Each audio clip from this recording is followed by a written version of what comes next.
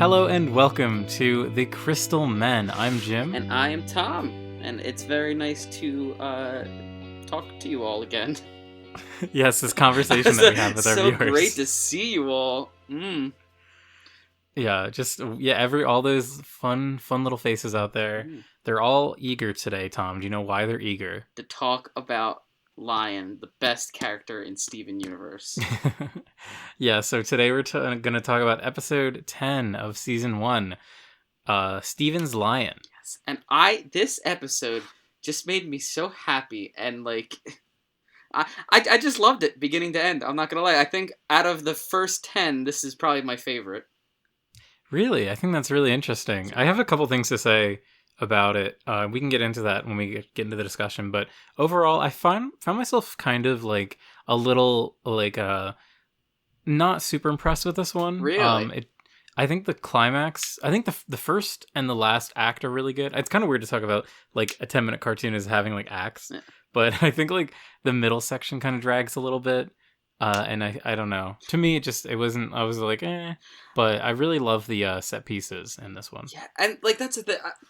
I'll say in terms of, plot and storytelling, it's definitely not the best of these early episodes, but for some reason this one just had so much charm. Like for me, like it really encapsulated what I enjoy about like the early Steven Universe episodes. Mm-hmm. Like I thought the jokes were funny. I just love LIOOON as a character and Steven's interactions with him this episode.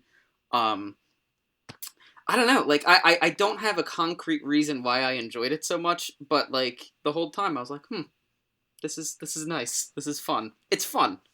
Yeah, I think that's one of the things that I really love about Steven as a show is that if you really look at it, like, because I think a lot of people go into the show, I know I would too, with like, okay, I really want, like, some cool sci-fi thing or a big fight, but the thing that Steven just does the best is creating a very distinct atmosphere and having a very, like, strong sense of vibe.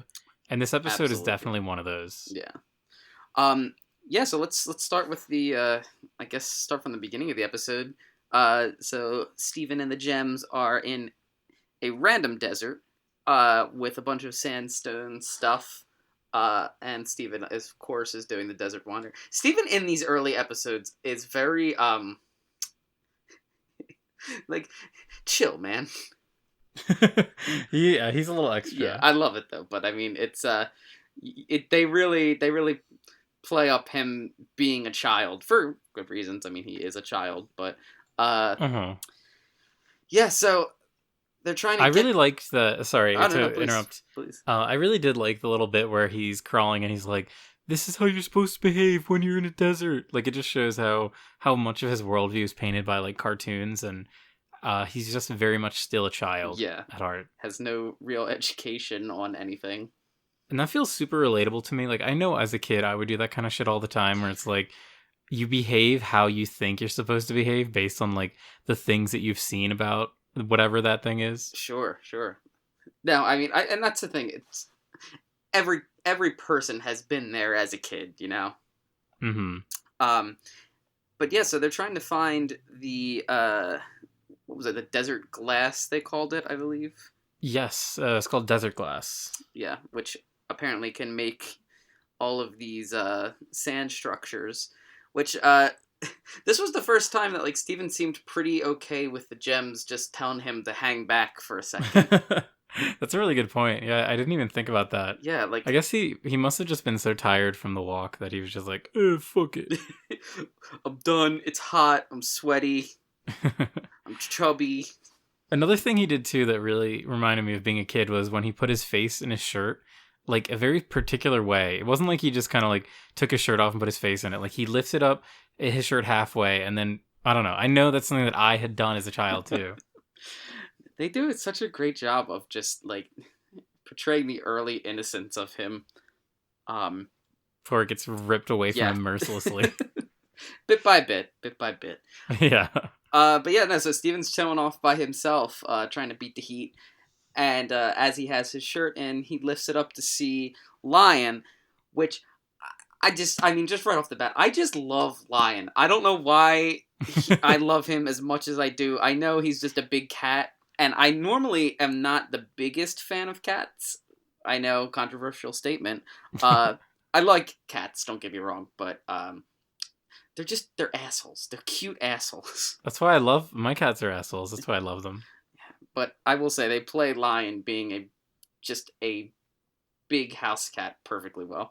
And you know, like a strange lion in the desert, and after realizing that it's not going to immediately eat him, Steven seems pretty cool with just going up and touching its mouth and really trying to instigate it.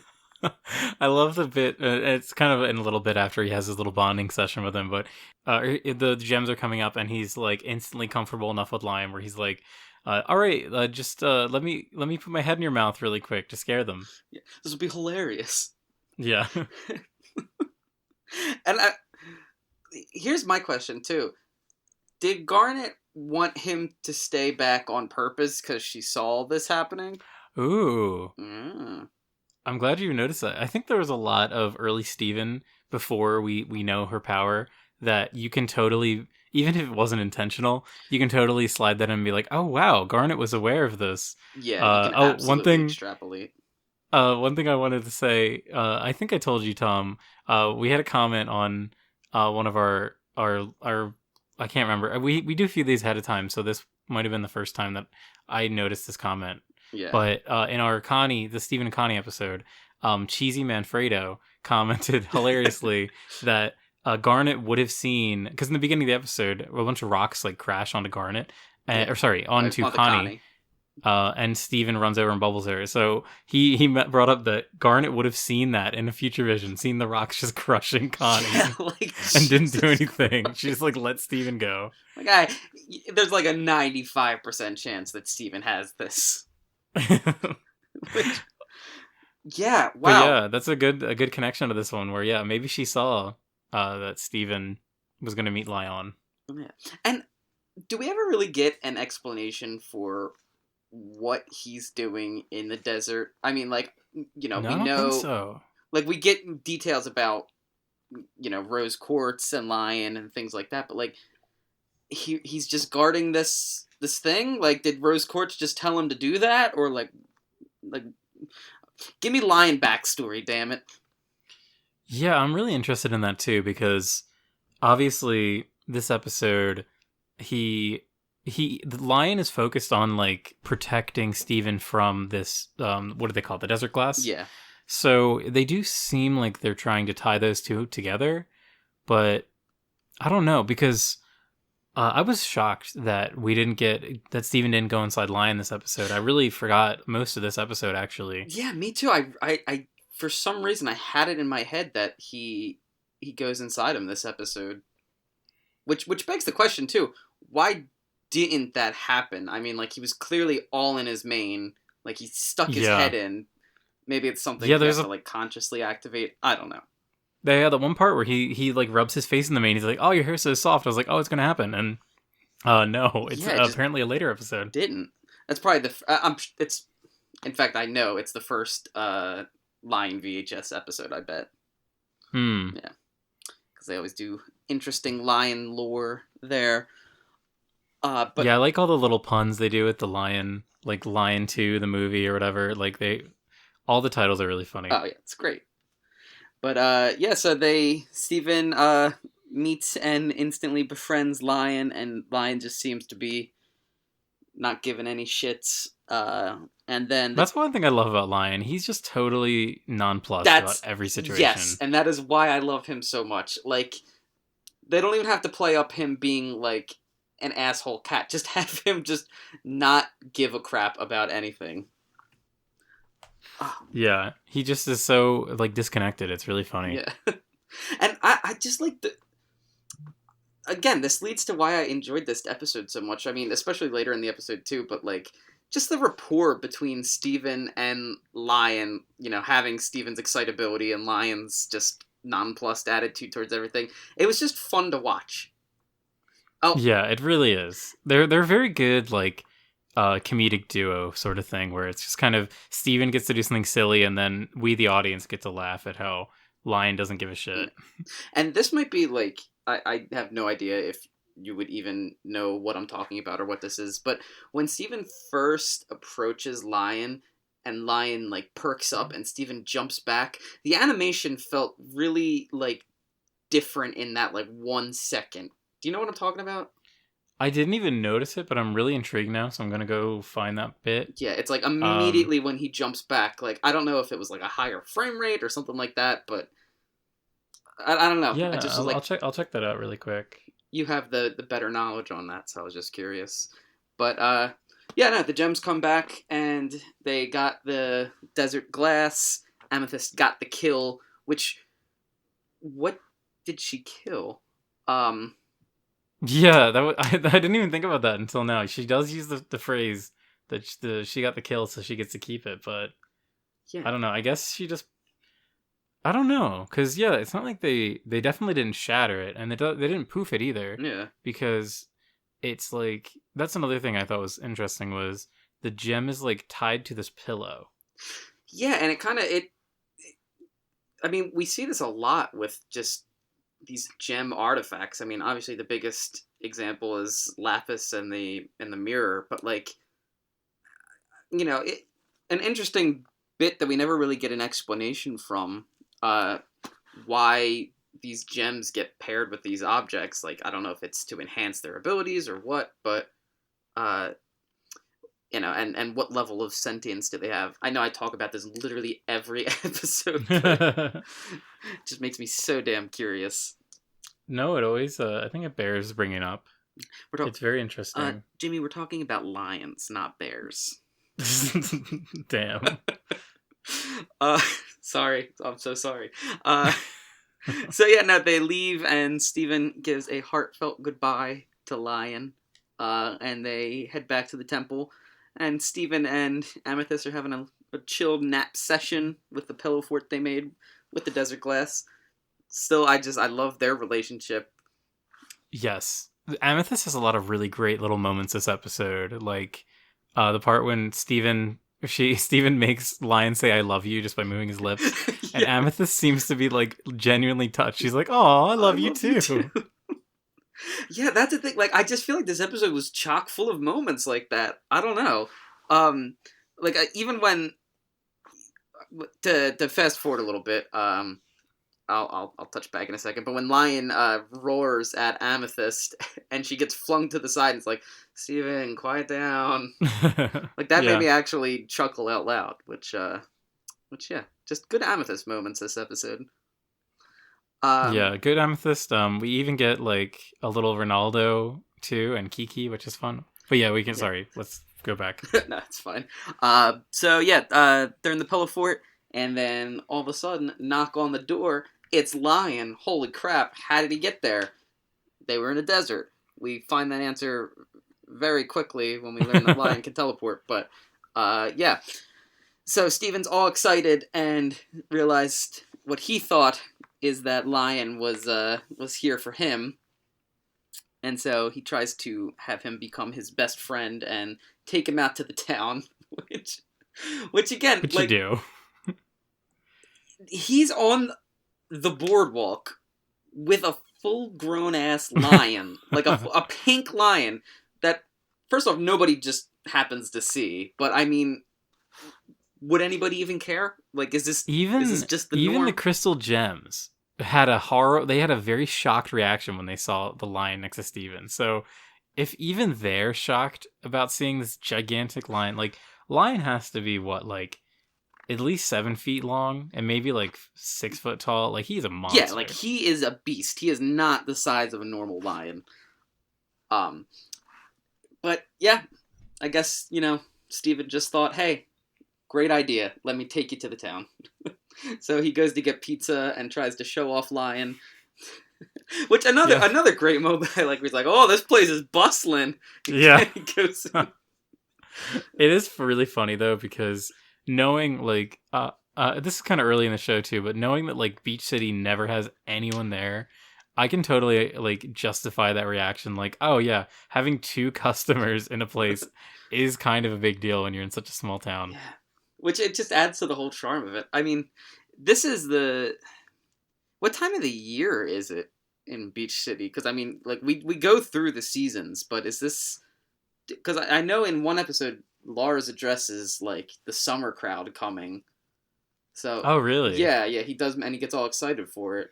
Um, This is jumping really far ahead, but I know in Steven Universe Future, there was that one, like, they have the concert, I think, in the one episode, and it felt like there were so many fucking characters there. Like, it has to be the summer, I guess, yeah, because...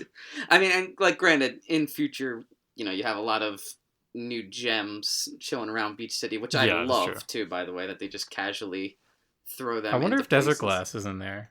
I'm gonna check. Oh, that's a great question. But like, is Desert Glass even that kind of gem, or is it just? We don't Yeah, know. we have no clue. It's just a freaking mystery. Rebecca, I know you're listening. Yeah, Please tell me. we know you're our number one fan. Get on the phone with us. Give us the answers. But yeah, no. Steven tries to show off Lion, and they try to go outside. Oh yeah, Ronaldo with his Keep Beach City Weird blog. Steven's on the front page too. That is so funny to me that, like, yeah, I don't know. So it shows the Ronaldo, like, is aware that Steven is, like, the epicenter of all the weirdness, Yeah. but yeah, it's funny. This was like a good example of an episode where no one really takes the spotlight, but there's a lot of fun like side performances. Like, I think her name's Kiki. I'm not It is sure. Kiki, yeah. Okay, yeah, Kiki has a couple. She like does the pun twice, the whole line pun twice, and then apologizes for using it twice, which I really like. That again, like this leads into why I like this episode so much for exactly that reason. Just it the interactions with all of the characters are just charming and nice and like feel regular and like not out of place. I'm doing a piss poor job of explaining, but It's fine. but it's just beginning to end. I just thought it was charming. Like everybody had a good moment. Yeah, so I think we can kind of wrap it up quickly then because really, yeah, there isn't like a ton that happens in this episode. It's basically just like Stephen goes back to the house where Lion is. Another really funny line that Stephen said where he said, "I had to eat the whole pizza by myself. It was so embarrassing." Like as if he was forced to eat it at some point. I don't know. No, I know exactly what you mean. But so We know then damn well he was gonna eat that whole thing himself. but then worse like things escalate. The desert glass gets thrown onto the beach, which I think is such a clever incorporation. Oh yeah, of the to have setting. it bring back and really just showcases Steven's immaturity at this point too, because he knew damn well that it touching sand. It's like the one thing you don't want it to do. Yeah. I also really like this as a like. I think we see Beach City in danger a few times in the show where there's this big threat that's there, but this is a really cool way of having one like show up naturally, and it doesn't feel like a big cataclysmic event. Like it was just a few minutes where this thing, which I think this is so cool. Like I wish that we saw this thing again. I think it's like mentioned once more or something, but Yeah. the whole idea of like it just endlessly creates a castle and like all these like impossible geometry thing, not impossible geometry, but Yeah, stuff that is totally useless, like geometric figures.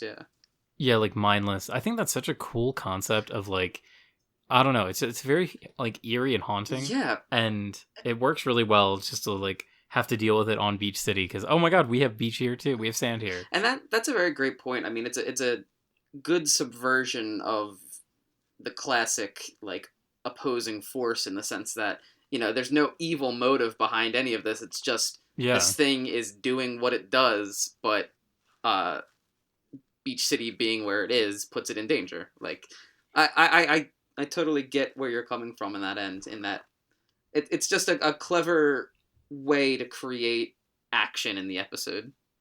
Yeah, I think it really works, and it just gets your mind racing too about like all these other kind of weird gems. At this point, we don't realize that like every gem is literally like a person. Yeah, But it's just interesting because like we've seen really out there settings, but because what was the pyramid one, right? There was kind of like a gem at the heart of that, mm-hmm. but in this one, there's another one that's like all it is a gem. It's not like a big machine, but it has all this crazy potential and power. And I just think it's super cool. It really is. And also during the whole action sequence, I loved the art direction of like the subdued colors inside the Yeah. sandstorm, and having like Lion come in and just having, for some reason, the coloration of that really appealed with me.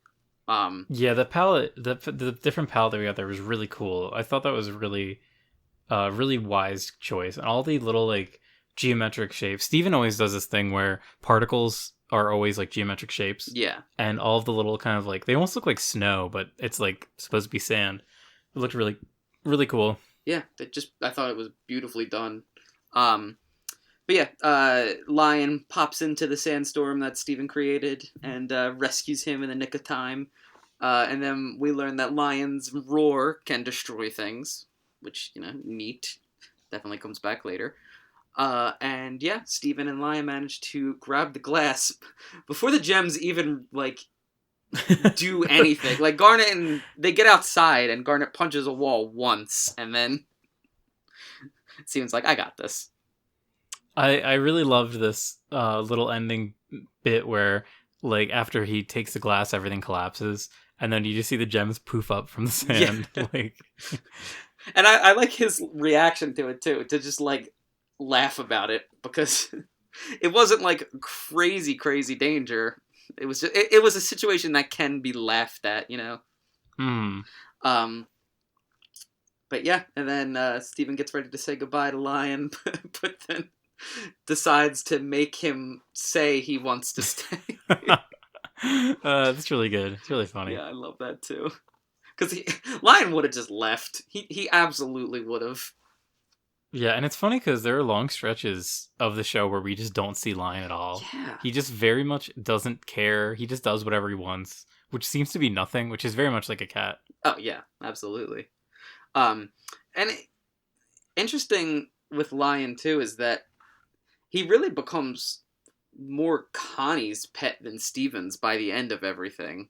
Mm-hmm. It is funny, yeah, that too, and like with Rose's sword, yeah, it also just sort of falls into Connie's lap, like that's just hers now.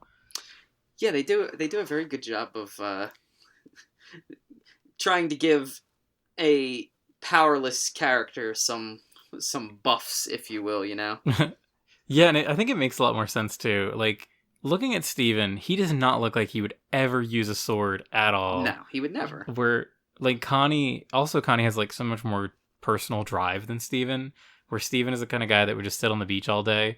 Connie is like actively trying to like, better herself and try new things. Yeah. So I think it works really well. I'm very excited, especially for that one episode. I think I mentioned that episode every fucking time we do one of these podcasts. It's so good, and the music and everything. I can't wait. I'm not even going to talk about it, because then I'll go off like a 20-minute tangent about an episode that we will also review later.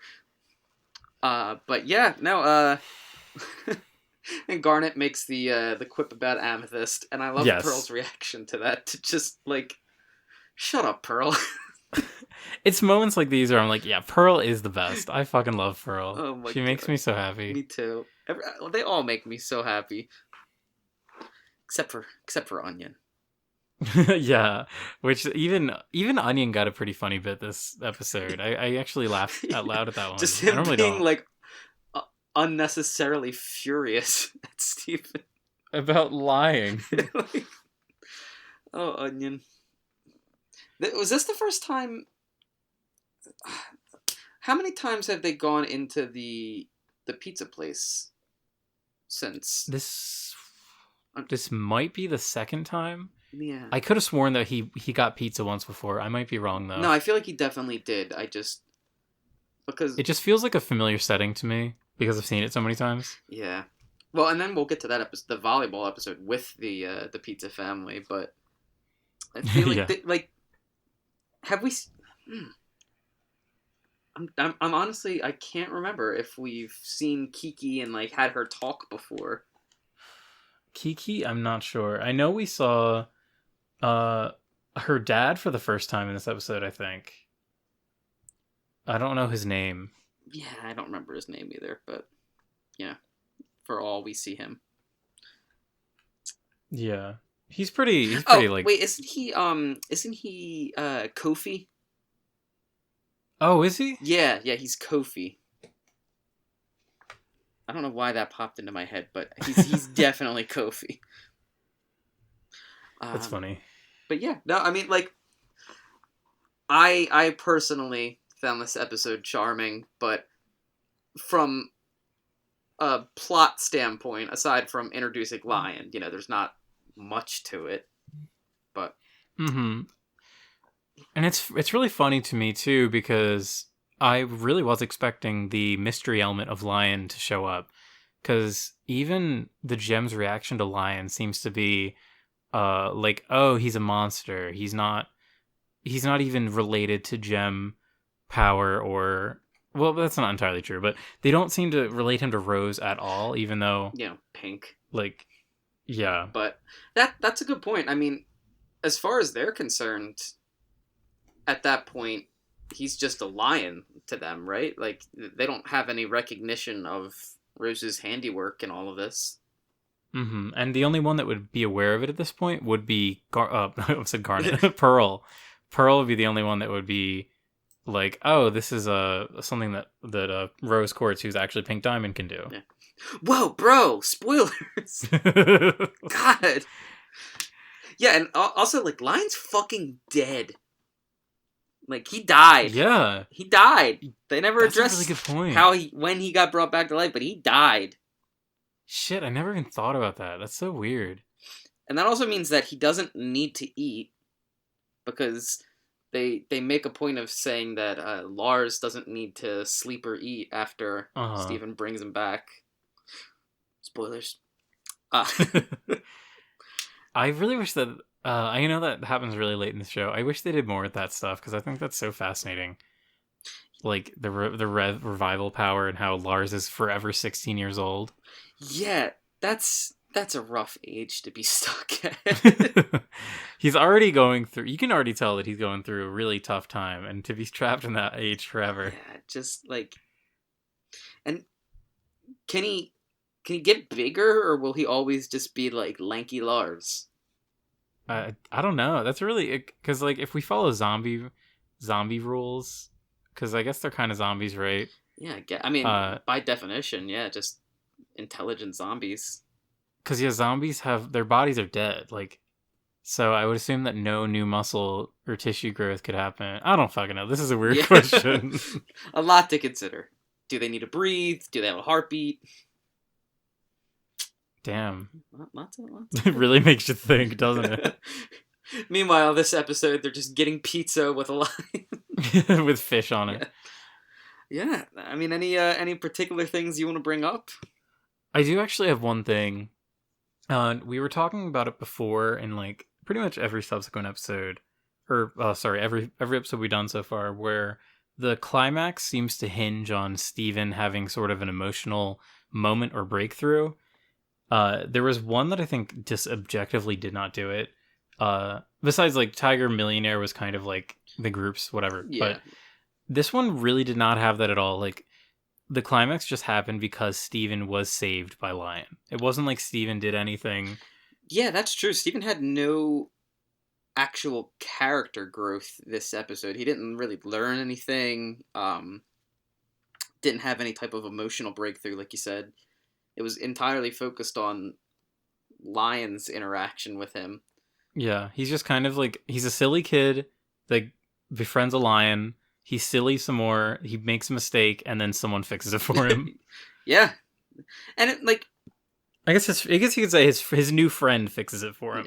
and it's fair. I mean, I think it would I think it would start to get overplayed if every like episode with action revolved around Steven having some sort of growth, because then it would feel like a bit of a regression the following episodes, if you would. Mm-hmm. I mean, it also is kind of like the stereotypical like sitcom ending. It's like, oh well, today I learned blah blah blah. yeah, Full House, had a little music play. Today I learned to make friends with every lion you meet. Yeah, This episode does not send a good message about interacting with strange animals. Oh, okay. This is not related to Steven Universe at all. Good. But speaking of strange animals, there's a squirrel in my backyard that has started coming up to the door. And I don't know where he learned that we were going to feed him, because I definitely didn't feed him before he came up to the door. But he did come up to the door, and I know you're not supposed to feed wild animals, but I did. And like, he just chilled, and he's come back and just been right near me. And his name is Mr. Biscuits, and I love him. That's great. So, I learned that from Steven Universe. So any complaints, this episode. Oh, that's so funny. I love Mr. Biscuits. I'm sorry. He's chunky and he's pleasant and he knows when I get home. Because he's only going to get chunkier. Oh, yeah. Not too chunky. I got to watch out for his diet, but I have a lot of wildlife in my backyard right now. It's kind of annoying. I have a bunny rabbit who likes to hang out by all of my plants, which is not a good sign. Yes. Watch out especially for the blueberry bushes. Yeah, and a ton of birds. A bird just actually had she made a nest and had babies. Oh, nice. In my bush on the side of my house. So great, another thing that will just eat all of my blueberries. Yeah, you might want to invest in some netting actually once they start to produce fruit.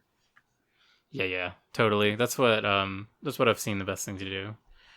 And yeah, I'm gonna make some nets out of my gem powers, my epic gem abilities. To bring it back to Steven Universe.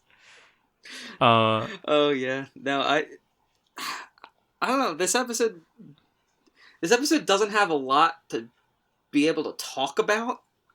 Yeah, it's true. But it was just a fun episode. I mean, that won't stop us from getting to 40 minutes though. You know it, baby. What are we at, like 32? Oh yeah, we're getting up there. Oh god. I do have a little bit more to talk about if you want to. Oh please hang out go for it. a little bit. So I have been recently binging the hell out of Adventure Time, and absolutely loving it because it's incredible. It's really fucking good. And the era of the show that I'm at right now, and I'm not too sure how long Rebecca is in it, but because I never finished the show, but Rebecca Sugar is pretty prominently involved in, like, I think it's like from season 3 to at least mid 4 where I am right now. I'm sure there's more, but she writes some songs for the show, and it's so obvious like which ones are Rebecca Sugar songs. Like, it's just really funny. Like, having seen Steven and knowing how she writes, especially little cute songs. Like, there's one where Jake sings, Jake the dog, he's singing a song called On a Tropical Island, On a Tropical Island. And it really feels just like something you'd hear out of Steven Universe. Huh. See, I never got to experience that. I need to watch Adventure Time, like, to completion. Dude, you should. And what we'll do is, instead of doing a podcast for every episode, we'll do one for each season and then see how crazily. I actually would be 100% about that. Yeah, but no, Adventure Time is incredible. I didn't finish it because I got really turned off by one episode. I won't say what episode, but one episode in season 6 really upset me, and I never watched it after that. I remember you were telling me that beforehand. Yeah, which understandably so. This mystery, I think, episode. The creator also, he left the production at that point, or he stopped being the showrunner, because I think he was just kind of like overwhelmed by it. Yeah. But I don't know. I really want to finish it because I heard the finale is really good and that it is very satisfying. So, hell yeah. I will say that's an interesting thing with these shows, that it really, the tone of the show really reflects who's in charge. Totally. And you do see that, like, drastic change in quality, whether it's good or bad, when a new showrunner comes on. But I very much appreciate a show that the original heart behind it kind of stays through to the end. I mean, you have something like Avatar, where the writers, totally, beginning to end, were a part of it. They know exactly how they wanted it to happen. It's perfect.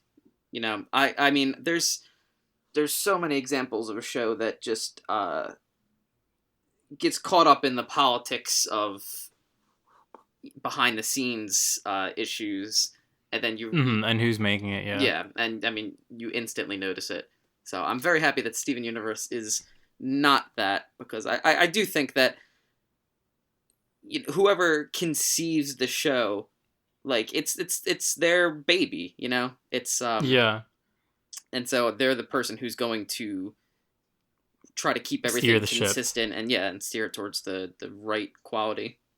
I would say though with Steven, like I pretty much agree with you. I think Steven very much feels like it came I feel like it's very close to what Rebecca's vision of it was, even as it gets a little bit more high concept-y, a little bit more sci-fi later, like Yeah. plot-wise.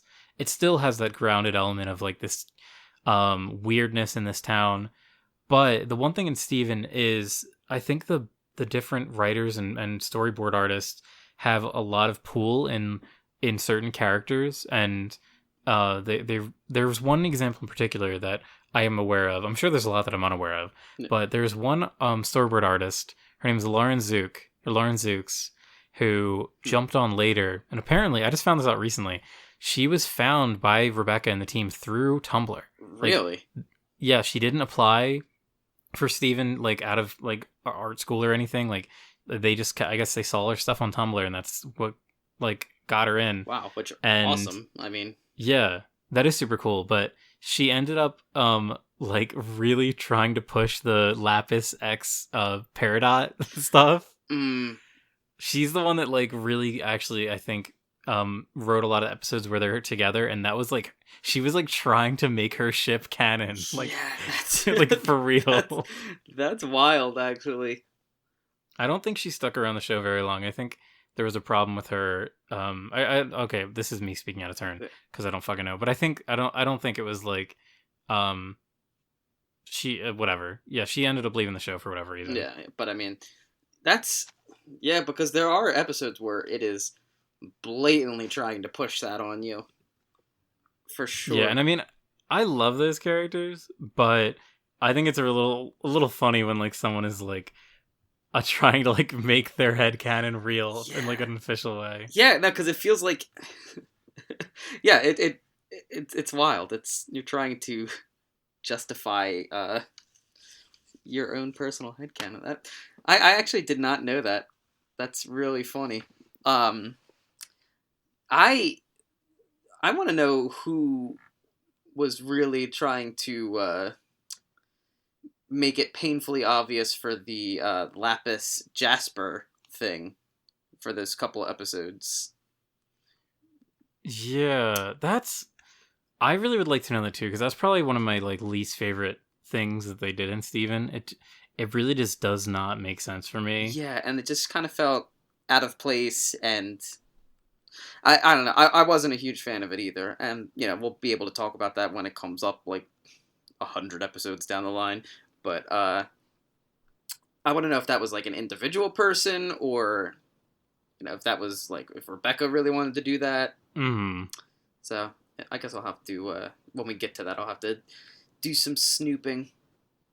Okay, so wait, I looked into it a little bit, and I don't want to. Please bear with me, audience. I didn't do enough research to like accurately know everything, but I found a Gizmodo article from 2016. Oh God, I mean, if it's Gizmodo, then you know.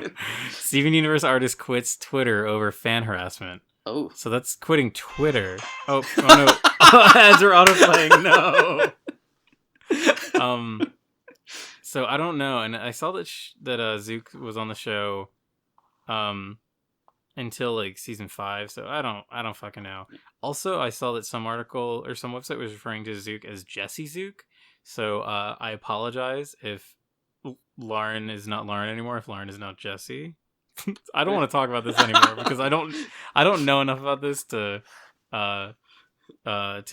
accurately. No, I get it. I mean, you're just I know nothing about it, so. Okay, I can say that she left the team in 2011. Okay, that feels pretty early. Oh, sorry, jeez, did I say 2011? Yeah. 2011, the show didn't even start yet. I was like, wait, I was like, hold on, She left the show in 2017, or Lauren left the show or Zook left the show in 2017. Okay, I was trying to do my head math, like, wait, Jeez. the show, it's 2014 for episode 10. Yeah, I don't know. Apparently, I'm not plugged into all this fucking fan Steven Universe shit. Like, this one comment from 3 years ago is saying, well, it looks like the writing was on the wall for Zook leaving. I was like, what the how did people even fucking know? Like, how did people... especially with any fan groups, especially on like Reddit or someplace like that, they get into so much that I just have no clue about from casually watching the show. Like, I don't know. Yeah. People... And I think it is kind of good to dive into that sometimes. Yeah. But when it's like, I don't know, this seems like very intense. It's just why would you know this? Like, I don't know. I just don't understand how these people even find this stuff out. Like, I'm impressed, yeah, really. But I guess there's just like blogs. There's just must be blogs and shit. Yeah, I don't know. I'm just a casual simp. So, but yeah, no. Lion, good episode. Steven's Lion, good episode. Yeah, we need to end this now. We could talk about plants for a little bit more. Hell yeah, no. That'll be for our OnlyFans account or Only Plants. only check out my blueberries. Jesus Christ. All right, I think that's about time. Yeah. We're both going tomatoes, so we can compare on the next episode. Oh, hell yeah, dude! My tomatoes are actually doing fucking awesome this year. Dude, mine too. And I just heard it raining more, and I'm just every time I hear it raining, I'm just like rubbing my hands together. Ah, yes, more nitrogen in my soil. Oh, for a little bit of background for whoever managed to stick to full 43 minutes. Right before we recorded, my power went out, so I almost wasn't able to because there was this huge ass thunderstorm, and it was awesome. And I love thunderstorms, and there was a tornado warning, and there was a lot of rain. So it was terrifying. Yeah, that's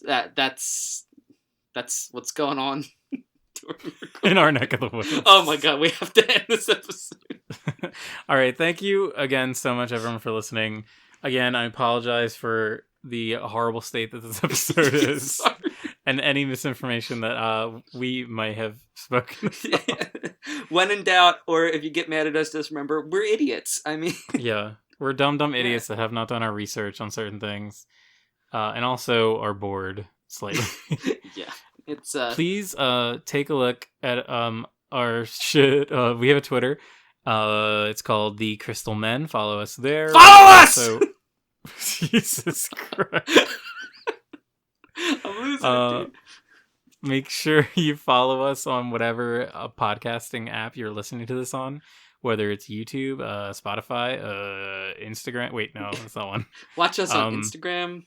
Damn. Oh my god, how many stories would you have to split this into? All right, I'm sorry that I'm making this episode go on longer. No, like because Instagram, you can. I know nothing. When there was a Rick and Morty episode that came out, I can't remember which one. It might have been the April Fool's one that was like a leaked one where they leaked it ahead of time. They literally released the entire episode in like 15-second story chunks on Instagram. Are you serious? Yeah, if you went onto like the Adult Swim Instagram, you could watch the entire episode in 15-second chunks before it was even released on TV. Like, oh my god, that's incredible. I remember that being the most bananas thing ever. Now you're gonna make me do the math. 44 times. It would be 176 Instagram chunks to watch this. Yeah, I think Instagram's 15. I don't know. I don't fucking care at this point. Thank you everyone so much for listening. Please don't hate us too hard. Yeah. Don't give us too many downvotes. Or else we'll cry and it'll be really sad. Or else we'll fucking cry. All right, that's gonna be it for me. I've been Jim. I'm Tom, and it is bye. a lot of fun, and bye!